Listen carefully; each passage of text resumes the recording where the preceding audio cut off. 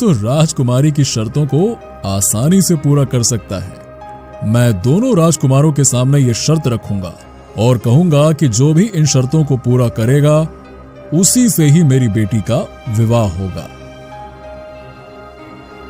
इसके बाद राजा ने ऐसा ही किया और अपने दूतों के हाथ संदेश भिजवाकर दोनों राजकुमारों को महल में बुलवा लिया। दोनों राजकुमार अपने अपने कुछ खास नौकरों के साथ महल में हाजिर हो गए। राजा ने दोनों राजकुमारों को अपने महल की शाही मेहमान खाने में रुकवाया। वहां पर इन राजकुमारों की खातिरदारी की पूरी व्यवस्था की गई थी, जिससे कि उन्हें किसी भी चीज की कोई कमी ना हो सके।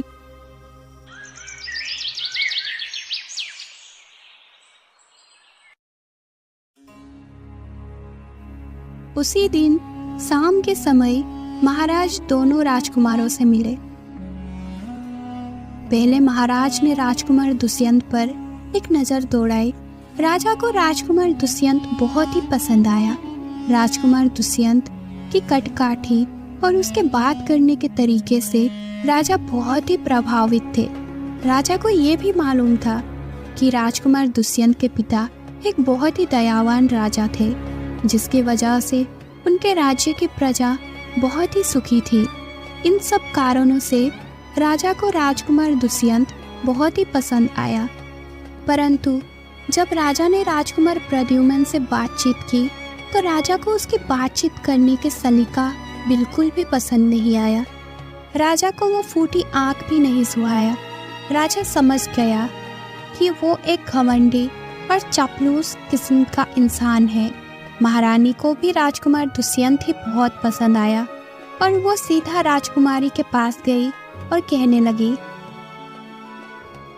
राजकुमारी, मेरी बात मानो तो तुम अपनी शर्तें वापस ले लो और राजकुमार दुष्यंत से शादी कर लो। ऐसा राजकुमार तो किस्मत वालों को ही मिलता है। सोचो, अगर मगरमच्छ ने उसको खा लिया तो बहुत ही बुरा होगा। माँ, अगर मैंने इस समय अपनी शर्तें वापस ले ली तो मेरी बहुत ही बेइज्जती हो जाएगी। इसीलिए राजकुमार दुष्यंत अगर मेरी शर्तें पूरा करता है तो ठीक है, वरना वो अपने घर जा सकता है। महारानी इस बात पर बड़ी ही मायूस हुई। इसके बाद राजकुमारी की मुलाकात दोनों राजकुमारों से करवाई गई। राजकुमारी उन दोनों को महल से कुछ ही दूर एक जंगल में एक तालाब तक ले आई और फिर कहने लगी, ये वही तालाब है जिसमें एक आदमखोर और खूंखार मगरमच्छ रहता है। क्या आप दोनों इस तालाब में तैरकर दिखाएंगे? राजकुमारी का इतना ही कहना था कि उसी वक्त एक बड़ा सा मगरमच्छ तालाब के किनारे पर आ गया। उसे देखकर राजकुमार प्रद्युम्न ने कहा, अरे ये क्या? नहीं नहीं नहीं नहीं, जान है तो जहान है। मैं इस तालाब में हरगिज नहीं जा सकता भाई। इसके बाद जब उसने राजकुमारी की बाकी दोनों शर्तें सुनी तो कहने लगा, क्या? अब भला पतीला भर के चावल कौन खा सकता है? और इसके अलावा सोता हुआ घोड़ा यह कहां से लेके आऊंगा और उस पर सवारी कैसे करूंगा? वो तो सो रहा है। नहीं नहीं नहीं, मैं तो चला भाई, मुझे नहीं करनी शादी वादी।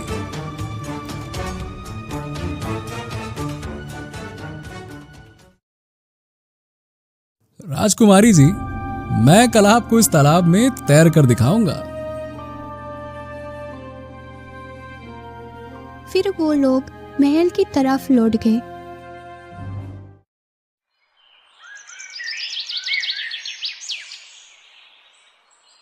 अगले दिन सुबह राजकुमारी और राजकुमार एक बार फिर से उस तालाब पर जा पहुंचे। राजकुमार ने बिना देर किए तालाब में छलांग लगा दी और बड़े ही मजे से तालाब में तैरने लगा। काफी देर तक वो तालाब में रहा, परंतु इस दौरान वो मगरमच्छ कहीं पर भी दिखाई नहीं दिया। और फिर कुछ देर के बाद राजकुमार तालाब से बाहर भी आ गया।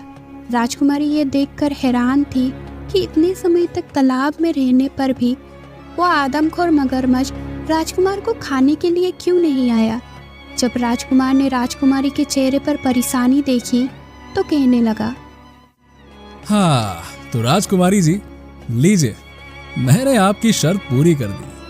और अब आप शायद ये बात सोचकर हैरान हैं कि मुझे खाने के लिए मगरमच्छ क्यों नहीं आया, है ना?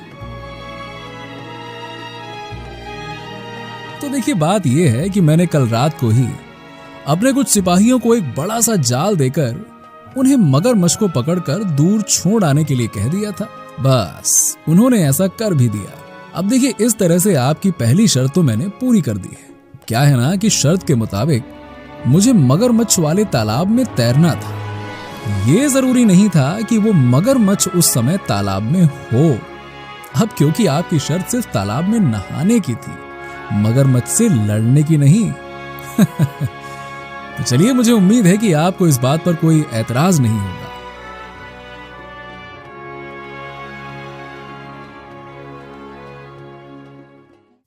बिल्कुल ठीक राजकुमार दुष्यंत, आपने मेरी शर्त पूरी कर दी है, क्योंकि मेरी शर्त यही थी कि आप तालाब में तैर कर दिखाए।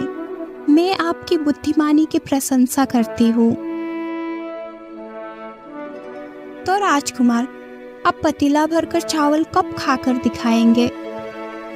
बस अभी थोड़ी देर में ही। ये कहकर राजकुमार और राजकुमारी महल में चले गए। वहां पहुंचकर राजकुमार ने अपने नौकर के कान में कुछ कहा और फिर कुछ देर के बाद वो नौकर वापस महल में आया। उसने राजकुमार को एक तरफ ले जाकर कोई चीज उसे थमा दी। इतनी देर में राजा के नौकरों ने अगली शर्त को पूरा करने की तैयारी शुरू कर दी। वो एक बहुत बड़ा पतीला में चावल लेकर वहां पर आए। इतने बड़े पतीले को देखकर महाराज के चेहरे पर कुछ परेशानी दिखाई देने लगी कि राजकुमार ये शर्त कैसे पूरी करेगा। महाराज ने राजकुमार से कहा, क्यों राजकुमार, क्या आप खा सकेंगे इतना पतीला भरकर चावल? मैं एक तो क्या, 2 पतीले चावल भी भर कर खा सकता हूँ। ये कहकर राजकुमार दुष्यंत ने अपने कपड़े में छिपा रखा एक छोटा सा पतीला निकाला, जो राजकुमार के नौकर खास तौर पर बाजार से खरीद कर लाया था। राजकुमार ने उस छोटे पतीले में चावल भरा और छट से खा गया। क्यों राजकुमारी जी, आपकी दूसरी शर्त भी पूरी हो गई। लीजिए, आपके सामने ही मैंने पतीला भरकर चावल खा लिया, जैसा कि आपने कहा था शर्त में।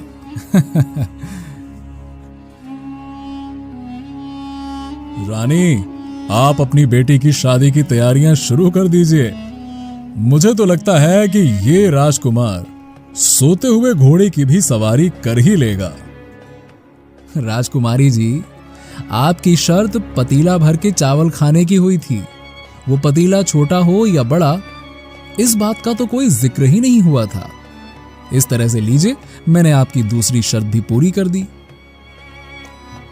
राजकुमारी एक बार फिर से राजकुमार की बुद्धि की प्रशंसा करने लगी।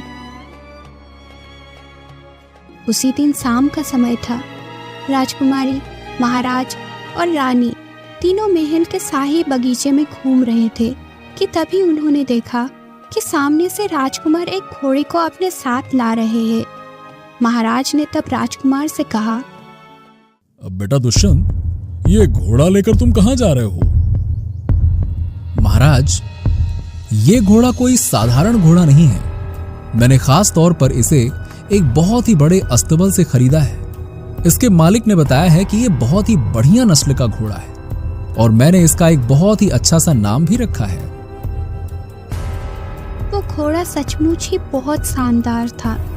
राजकुमारी को भी वो घोड़ा बहुत ही पसंद आया। उस घोड़े का रंग सफेद था और उसकी कदकाठी काफी लंबी चौड़ी थी। राजकुमारी ने पूछा, राजकुमार, आपने इसका क्या नाम रखा है? मैंने इसका नाम रखा है सोता हुआ घोड़ा। अब क्योंकि ये मेरा घोड़ा है तो मैं जो भी चाहूं इसका नाम रखूं, मेरी मर्जी। अब मैं आपको सोते हुए घोड़े पर सवार होकर दिखाऊंगा ताकि आपकी तीसरी शर्त भी पूरी की जा सके। ये कहकर राजकुमार दुष्यंत घोड़े पर सवार हो गया। उसने घोड़े को एयर लगाई और फिर दौड़ता हुआ बाग का चक्कर लगाने लगा। चक्कर लगाकर वो उन्हीं लोगों के पास आ गया। ये सब कुछ देखकर राजा और रानी हंसते हंसते लोटपोट हो गए। राजकुमारी भी मुस्कुरा रही थी। कुछ देर के बाद वो बोली, मैं भी यही चाहती थी कि मेरी शादी एक ऐसे ही राजकुमार से हो जो बहादुर होने के साथ साथ अक्लमंद भी हो। इसीलिए मैंने ये 3 शर्तें रखी थी कि इन शर्तों को पूरा करने वाला कोई ना कोई बुद्धिमान तो अवश्य ही होगा, और ईश्वर का धन्यवाद है कि मुझे ऐसा राजकुमार मिल गया। राजकुमारी की बात सुनकर राजा और रानी ने चैन की सांस ली। कुछ दिनों के बाद राजकुमार दुष्यंत और राजकुमारी कुसुम की शादी कर दी गई। राजकुमार राजकुमारी को लेकर अपने राज्य वापस लौट गया। वो दोनों एक खुशनुमा जीवन बिताने लगे। कहानी पसंद आई तो एक लाइक करके चैनल को सब्सक्राइब करो।